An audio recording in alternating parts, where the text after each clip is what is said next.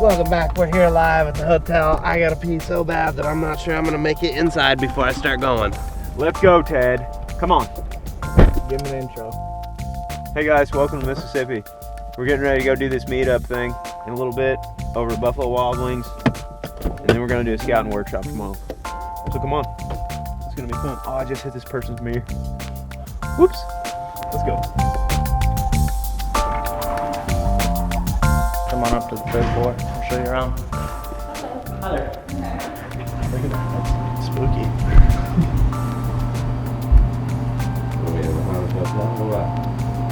Aaron! Dad? We're scared. What's going on? Is this place haunted? Yeah. Ted, have you ever just drove for 8 to 9 hours south and just had your voice just change into a southern accent? No, I've experienced somebody's voice changing. Yeah, it's crazy. Some people it happens to.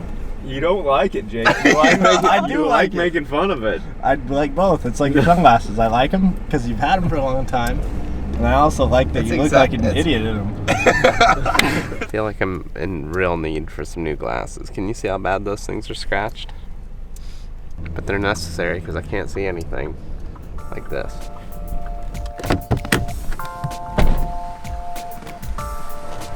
What's happening, Turkey Kill? How are you, Got man? your sweatshirt, but it's not with us tonight. Oh, that's all right. I can't believe you even remembered that. Aaron, Justin, Justin, nice to meet you. nice to meet you, man. Yeah.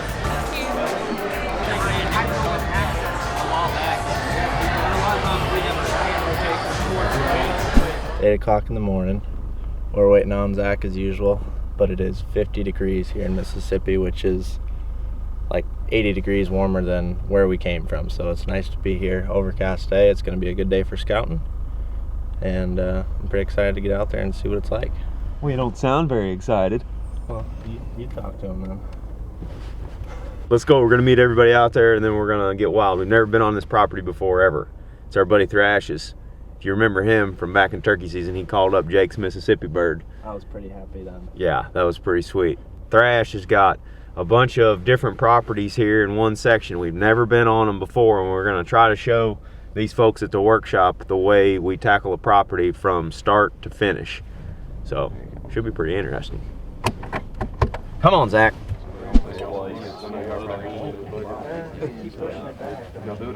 We have never been on this place before. Like I was telling a lot of you last night, we're green, and that's the way we want. We want to show you guys how we go about scouting and finding beds and figuring out an area from scratch. The first thing that we're wanting to know is essentially how you access the area. Because your issue right now this year was nocturnal bucks, very few mature buck sightings in daylight, right? Mm-hmm. I want to know the spots on this property that you guys never ever go. A lot of it's going to be, I was telling Zach last night, these pines that you see, this 130 acres was planted in, I think about 2008. I've never really been able to come up with a good way because all I do is archery hunt. So, in my opinion, you know, very hard to hunt these pines. And Sure. I think a lot of deer, you know, lay up in these pines. My nephew hunted a food plot the last day of season, which was the day before yesterday, that's in the middle of these pines, and saw in a small food plot had about 8 deer come out. So that's a pretty good evening for around here. Sure. So I think this 130 acres of pine plantation, there's a lot of deer that stay in those, I think, and very rarely step foot into them. And then obviously the thickets, which everybody here knows, these thickets in the south, I mean, you really just can't get into them. Too thick. I mean, and I think that, you know, obviously it's going to be obvious to everybody that's where a lot of our deer lay. And so the only thing I know, there's some areas where you can climb up and see down into those thickets, and I've done some of that, but I mean, you don't go into them for anything, because unless you're sitting them over them with a rifle, I don't know how you would. You just have to try to catch the deer when they're coming out and coming back into them. One thing I'll add, the big tract, which my family just acquired in December, it's a 1,450 acre tract. It was a timberland tract with a lot of pine plantations with SMZs, which is a streamside management zone that runs along the creeks and stuff that they leave for, you know, management practices, I guess. But it had 17 members The guys that hunt the property to the south, they said there were people up and down the road literally all day, every day. They had the guys that hunted during the week, guys that hunted on the weekend, the retired guys that hunt anytime. So super, super high pressure. I think it would probably be even more pressure than like you and I talked, a lot of the public land y'all are hunting. Just because Sometimes those areas are the easiest ones to figure out real quick. Yeah. Because if you can predict where all that is and there's just a hole or two in there where they're not messing with it, then you go to that spot and it's just torched. Did you introduce Keith yet? No, but I should. Keith Folks with us, and he's done a bunch of management with you on this property. Yep. Over the years. Yep. And he's going to be there to help y'all with land management questions. He's going to talk about, some of the projects that they've done. It's gonna be wild. I think we do. All right, guys, we're headed out into the property. We'll break up into 2 different groups and start to tackle this thing. We're going to go to the locations where Thrash has got pictures of mature bucks this last fall, and then try to dial in on them. Should I start honking like crazy? Yeah, do it. At the end of this, people are going to either be like, hey, that was really fun, or they're going to be like, man, those guys really are really weird.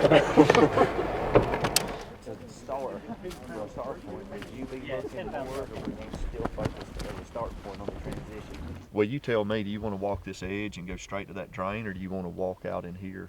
Probably this edge to that drain, and then we'll hook back in there because there's that other drainage that runs through the center of that bigger planted Major, pines yeah, behind but it us. is a terrain feature. Clear cut right there. That's, how old would you say that is, Keith? 5. 5? Yeah, it's Okay. a little older than I thought initially, Yep. but that's 5 or 6 years old. Probably. Yep, but you still got a lot of real good thick cover right there in the very edge of it. Yep. And we'll probably start picking up some sign in there along that transition here and there. I mean, we're already running into tracks and that sort of thing. Do you find that the deer, like if there's a big chunk of thick stuff like this, like they're gonna be just all throughout it, or do you think they're within the edges of the thick stuff? If it is just so thick that they can't hardly get through it, then they won't go in there and hem themselves in. Right. Well, we see more in this type of terrain and habitat is that they won't bed just right on the edge. They'll go in a little ways until they can, just far enough where they can see out.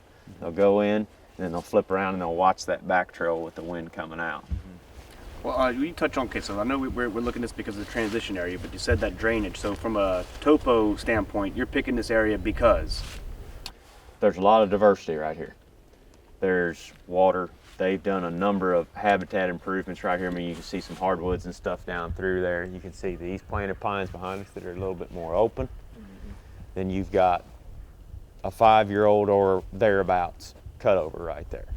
So you have, I mean, we're essentially standing at the transition point where it all meets right here. And you can see the old ladder stand there. It's probably put there for a reason. That's exactly right. Let's start going down this edge here, boys.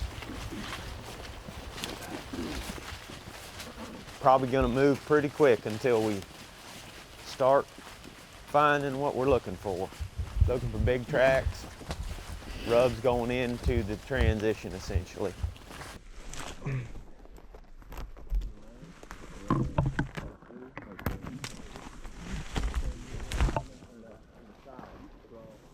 Woo! It's thick. I'm suspecting that this trail is leading out of a bedding area of some sort. I don't know if does, bucks, whatever's using it. But I want to go up in there and familiarize myself with it a little bit.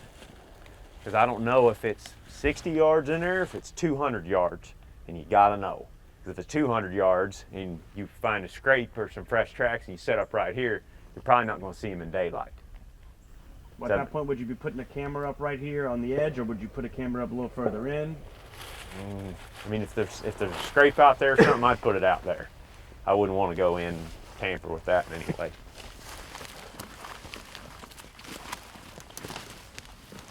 Y'all want to come up here? You can see this bed. I'll show you guys first, and then I'll send you all that way, and then we'll show everybody else.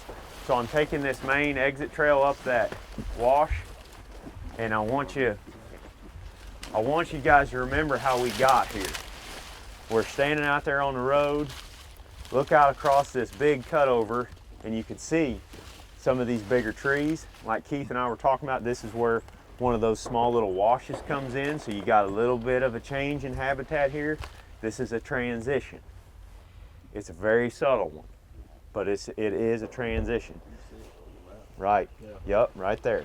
And that next one is going to have the same stuff that we're looking for. And that's why I said if you hit the end of that thing and you cut some big tracks coming out of there on that road, or you see a fresh rub, or you see a big scrape, you know there's a good chance, if the sign is fresh, that there's bucks up in here, bedded in here. Now, I'm taking that main trail up this wash, and I hit this little bitty tunnel right here. Y'all can see it. Yeah. I started looking up that tunnel, and then boom, I see it up in there. Think about what that deer can see from that. It's gonna take me a lot to get in there, but. And what makes you distinguish a buck from a doe bedding area? Well, that gets tricky. A buck is gonna put himself in a more strategic location for the wind and for security. Does will tend to bed in family groups in a circular fashion, kind of watching each other's back. And if I didn't see big buck tracks leading out of this, I would still anticipate, in deer tracks in general, I would anticipate that there's does and young bucks bedded in here. However, you see big, that's why we say scout these things, you know, and watch where your pressure is. If this place doesn't get any pressure, and you've got surrounding areas with pressure, and then you go scouting that transition and you cut a big set of tracks coming out here, you know there's a real good chance he's in these beds or these beds that we're going to find further back in here. When I'm coming in to hunt with the stand or saddle or whatever it is on my back, I'm coming down that transition, I'm looking for that fresh sign. Like that rub's lit up there and there's a brand new set of fresh buck tracks going in and then coming back, especially if it's going in and coming back. I'm like, okay, he's in there. And I'll talk about what we would do to hunt it in a minute, but that's the first step, is finding it. You can see how they'll kind of dip and tuck and get up in there, but they're leaving sign of where they're doing it. Not going in there. Look at that. Yeah. But they are going in there. Are you concerned a lot about finding the hair in the beds, or is that just more of a confirmation of what you're thinking? It's a confirmation. Because I can, a lot of the points I'm looking at, I can find beds, but I think they're rotating so much that there's not just hair. You know what I'm saying? Because you're in open, like hardwoods, where you can't see something that's flat down like that. Yeah. No, in those situations, like if there's a little log or something there, I get down with a stick and I brush all them leaves aside and you'll start seeing them. But you're more concerned about the general location of where the beds exist. Yeah. You know, than you are the specific bed. Yeah. You need to find the specific beds and get down in them so that you can see what the deer is seeing in them. Yeah. But many times we're not actually hunting the bed itself. We would be hunting this general little bedding area where you've got 10, 15 beds right here. Yeah. This would be what we'd be worried about. And I'd mark that. I'd mark that trail in as well, like you're doing last night on your phone. You got multiple beds in here.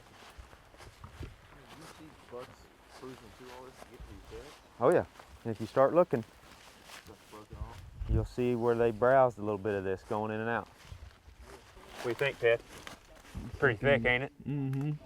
Y'all can see this creek that we're on right here.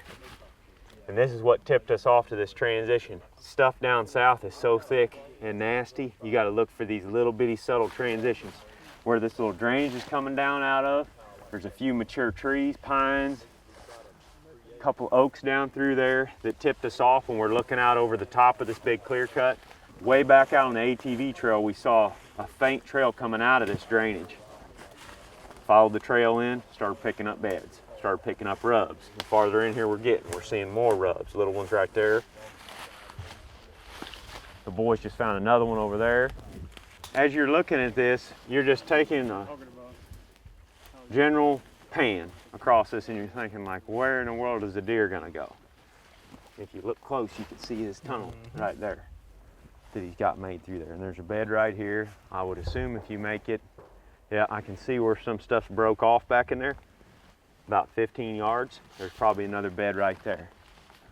But they're not gonna make it very far up off that drainage. You see in the consistency of where these beds are at? 40 yards off. They're real close to that drainage where if something is coming up, like Keith's down there, standing on a trail probably, aren't you? Yep. They can see that deer or intruder or whatever it is coming up, that exit trail that they're all coming off. So they're all using that main trail to get in and out. So they'll be using this with a wind coming out of here? Yeah, potentially. But like there's so much bedding in here on either side that they'll be in here on any wind. So say you keep going, right, and you, I don't know, make it 300 yards deep. I mean, how, I know you mentioned you're going to touch on it, but like, okay, you found it.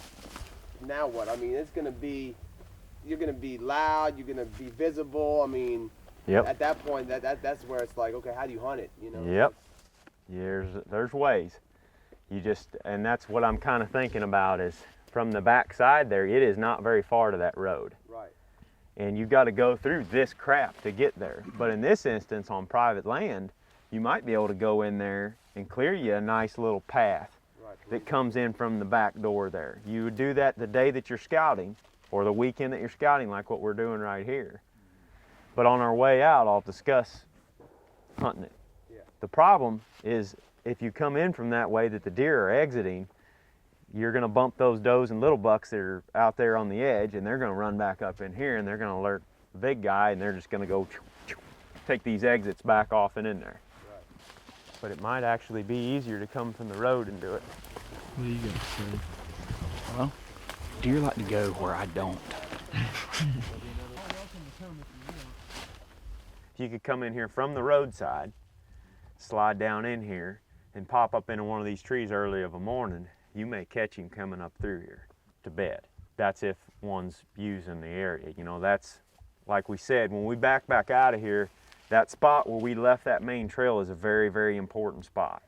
They're coming back to bed, you're saying like 4 or 5 in the morning, or like in daylight hours? They're in this thicket. So you're getting by in there daylight. Before they get in bed, Yeah, like they're 4 or hitting 5 the o'clock bottom in the of that morning. drainage. Right, they're crossing that bottom of that drainage at that four-wheeler trail 5 minutes before legal, or an hour potentially before legal in the morning. You get in here and you can set up in here and have deer bedded in here around you that are meandering around through here browsing on stuff mid-morning. This is their safety zone in here, and that's why you're seeing these rubs that you're picking up in random places. You're seeing all the bedding that's occurring on the hillside and the trails that are coming down in here. I mean, you're expecting wind-based bedding on both sides. Basically, they can be on this side if Yep. the wind's this way. They can be on this side if it's coming. We don't worry about the food source as much, only for certain times of the year. I mean, they need it, obviously. And like Thrash and Keith were saying, when the acorns finally dried up, their food plot started lighting up with deer. But this is where we're hunting. We're back here. Not as much. We're back in here. Is there anything that you pay attention to as far as the side that the rubs are on, and like knowing, okay, well, do I need to try to set up, like, is this going to be better for a morning spot, or is this going to be better for an evening spot? Yeah, you know, and some of that stuff you just got to throw a stand at it and find out. Right. Or throw a setup at it or whatever. But I'm looking in here. There's a little trail there that's probably coming out of a bed, but I might sacrifice that bed to be able to set up on the ground up against that first pine on the edge of that trail. Okay. I might make a little hole in there, send up that bed as I come in from that way or that way, and then ensure that I can shoot to this spot, right there where you're standing. And then as deer move up and out of there, So you're hid. and you're or saying you get in hunt- a stand right in here somewhere potentially. Hunt this in the morning because of all the bedding, so you wouldn't try to come in here in the evening. Maybe, if the conditions are right. It'd have to be wet, it'd have to be windy, and I'd have to have a hell of a good path cut through there somehow. That I could get in there too. Like access would be the next big determining thing. factor, right? Right. Yeah. Now, for us on private, so, you know, we could simply go there and take the bush cutter and cut ourselves a trail. I wouldn't just go and mow a truck-wide path through there. I would cut a very strategic trail for you to walk in. Like The deer are going to start using Yeah, but every trail that we've ever blazed, we have a highway of deer tracks going through our. You're going to have that too. They're going to come out on that What thing, I've which done could too, help or not. If you have a spot like this, what I've done is like I'll cut, like pretend like this is like a hub of a wheel, and I cut spokes for the deer right. to come to this, and then I pick one of them. Yep. You know, that can work too. If You it's know, private. you just don't want, you want to be careful how much of it you're doing. Like you don't want to come in here and scout it and then be like, okay, 2 weeks later you coming back in and you're cutting one trail, and then 2 weeks after that you're coming and hanging a stand. This, you can see us in here talking and gomming all over this, but I'm not. Like, I'm coming up with these ideas right now, and I'm not coming back here until. You don't come back in the dark and figure it out. Yeah. Yep. I'm not coming back here until it's time to try to shoot one out here. with the stand on. You know, if I needed to cut trails or something, I would make a point to do it today or tomorrow or as soon as possible. Okay, so so you've seen the sign here, you've decided you're going to cut your trail and you're going to hunt in this area here. So then you come back on whatever your favorable wind is and you don't see a deer. So are you going to hunt that for a couple days in a row because you've already sent it up and you want to? Depends on the sign that I'm seeing, but probably not. It's a one day, and if you don't see anything, you're moving on. I'm probably moving on because, you know, this is a 3,000 acre or something. I don't know if it's that much, but he's got a ton. Like, we ain't even scratched the surface. We're at the first available bedding that I found in here. Scouting, you know, if you're scouting a bunch and you're hitting one of these every weekend, before you know it, in a couple of years, you got these bedding areas nailed down. Yeah, well, you know, the deer density here, there's definitely areas of Mississippi that's got higher deer densities than the piney woods. You know, you can fall off in a river bottom or something like that, and you know, the sign is more prevalent. I mean, it'll be a muddy path wore out, but here, that's kind of what you're going to find. I mean, it's good stuff with, you know, showing the bedding and where they bed that close. I mean, I didn't realize that. So like if you were coming in here the first time and you were going to hunt this, you'd be pretty much where you could see this road. I'd come in just like we did, and I'd be sliding down this road pretty quiet as I'm getting in here, and I would be looking for those fresh tracks coming out of there. And I'd be looking down through there for any fresh rubs on those exit trails, and like Keith said, there's an old scrape down there. I'd be checking that, and if the sign's hot right here, I'd probably hunt this first in a low pressure area. And if I didn't do any good, then I would go in there, but I wouldn't go in there from here. You know, I mean, you could get in that tree right there and get a decent amount of cover up there, around 15 feet or so, and you could have that main exit trail coming down. Now, like I said, you're probably going to sit that and see a doe and 2 fawns and a spike, or a fawn, or a doe, or a little buck. And, you know, Big Hank, as Randy says, is up in there waiting for them to leave. So I'd hunt it first and then dive in a little bit deeper. If this was getting heavily pressured, like on public land, and there was a lot of boot tracks on this, I wouldn't even hunt it. I'd go in there if I found the sign. If I found the sign right there, I'd stop, and then I'd cut back around somewhere to knife in. That's if you know pressure's out here. Yeah. But like he said, this is very low. Now it is. Now it is. It's, you know, it'll take. Couple it's years, not just yeah. instant. It's gonna take You know, a the generation switch didn't deer. just flip. But Yeah. But I mean, even right here, I mean, it's not uncommon. As low as the pressure will be here, I know in the years to come, it wouldn't be uncommon for a deer to be laying in those tops right there. You know, just as much as in here. Not as likely, but it wouldn't surprise me to bump one out of there. It'd be my luck. Yeah, these guys that hunted this, when we cut that timber, I walked this boundary line just to make sure it was, you know, identified well. And there were 2 different stands hanging on trees that had the orange paint on it. You know, so I mean, this was hunted like public land is hunted. I mean, it was hunted hard, and they had stands right there, and this was slop. This was just totally mudded out in the wintertime. I mean, That's our whole property. Yeah. Yeah, but you see, you still got all that old sign in there. That's right. So they're there. They're just, but those guys are never killing them in that stuff. They, like Keith said, they've got those paths bush hogged in there that we're going to see in a minute. And that acts as your shooting lanes in there, but those deer will figure that out. Yeah. Like the bucks especially. Get shot. I know this might seem kind of dumb. I'm not an idiot. I understand that you had to walk to a stand, but you talk about being quiet. This is a good example. Can you show me like what you mean by that? Yeah. If you're coming in here and it's dead calm like this, you're going to listen.